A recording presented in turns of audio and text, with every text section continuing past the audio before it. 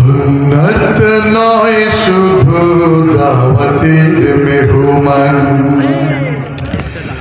সুন্নত নয় শুধু খাওয়া শেষে মধুপান, আরো কিছু সুন্নাত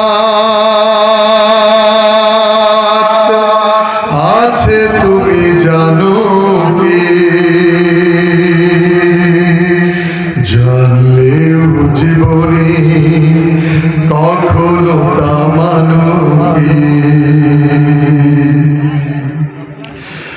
সুন্নত শুধু নয় মজলুম সহায়ক, সুন্নত ওহুদে জালিমের প্রতিরোধ, সুন্নত শুধু নয় নির্জন ধ্যানে যাওয়া, আর সুন্নত হলো পাথরের আঘাত খাওয়া। মুহাব্বতে তার সুদিনের সাথী তুমি, মুহাব্বতে তার সুদিনের সাথী তুমি, দুর্দিনেও তার পাশে থাকো কি? আরো কিছু সুন্নাত আছে তুমি জানো কি? জানলেও জীবনে কখনো তা মানো কি? এবার বলছি রাসূলের কি সুন্নত ছিল আর আমরা কি সুন্নত করি সে কথাই বলছি। সুন্নত কোরআনের সমাজ নির্মাণে বইর সকল পথ মারিয়ে চলা, সুন্নত দাওয়াতে দিনের পাশাপাশি ইসলাম রক্ষায় হাতে তলোয়ার তোলা। ঠিক না? আমরা রসুলকে এত ভালোবাসি, রসুল যে কত কষ্ট করেছেন, আর আমরা এই রসুলের কথা বলে মঞ্চে এক ভাই আরেক ভাইকে গালি দিচ্ছি। ঠিক না?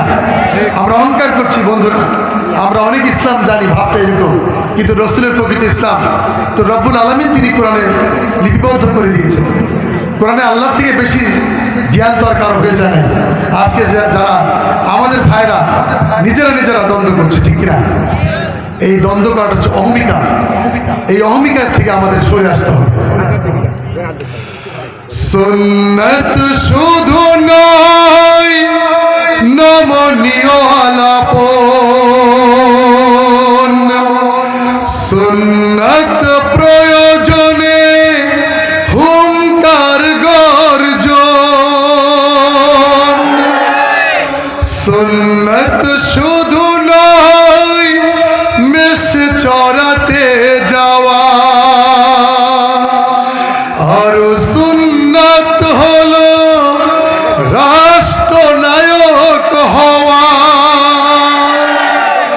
মুহাব্বতে তার সুদিনের সাথী তুমি, মুহাব্বতে তার খালিদ ওমর আলী আবু বকরের মতো পাশে থাকো কি?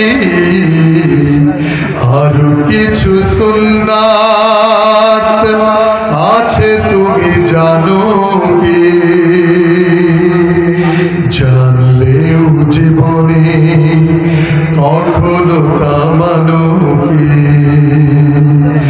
সুন্নত নয় শুধু দাওয়াতের মেহমান, সুন্নত নয় শুধু খাওয়া শেষে মধুপান, আরো কিছু সুন্নাত আছে তুমি জানো কি? জানলেও জীবনে কখনো তা মানো কি? আরো কিছু সুন্নাত আছে তুমি জানো কি? জানলেও